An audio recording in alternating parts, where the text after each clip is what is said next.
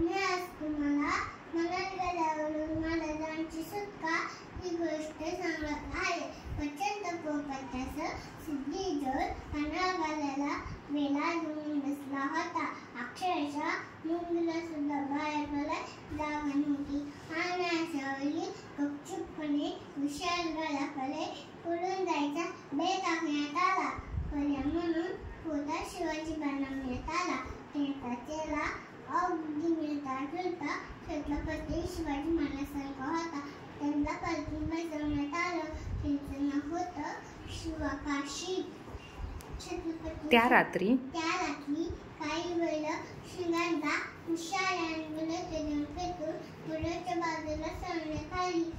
सिद्धीच्या फौजेने बघितलं, त्यांना वाटलं म्हणजे महाराज निसटले.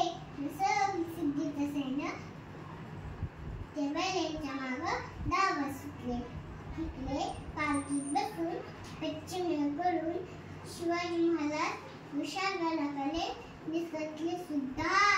मध्येच बाळजी देशपांड्यांनी खिंड लढवली.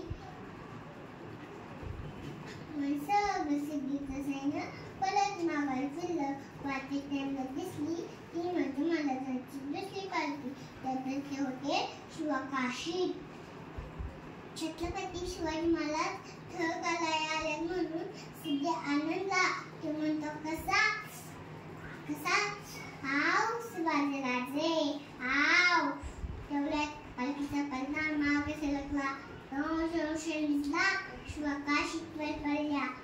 खांदेकर म्हणतो सिद्धीजवळला कसा दूर ते शिवाने होऊ शकता.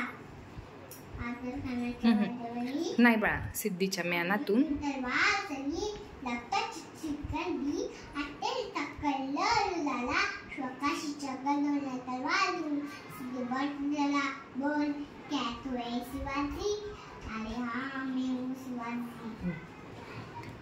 परत फाजल खान म्हणतो कसा दूर ते शिवाने होऊ शकता.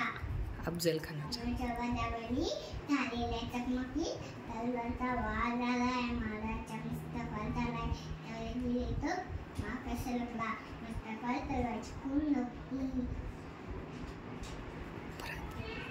परत तलवार तुम्ही सिद्धी बोलता चला बोल काय कोण हो तुम. अरे जन्माला जरी शिवकाशी म्हणणार असलो तरी मला म्हटलं छत्रपती शिवाजी महाराज म्हणतोय. बाकी काही कमी का नाक मेले तर चालती. तुला काढता पोषिता म्हटलं दगडात पाहिजे. लागता शिवा मातीत पडला. म्हणून ते मला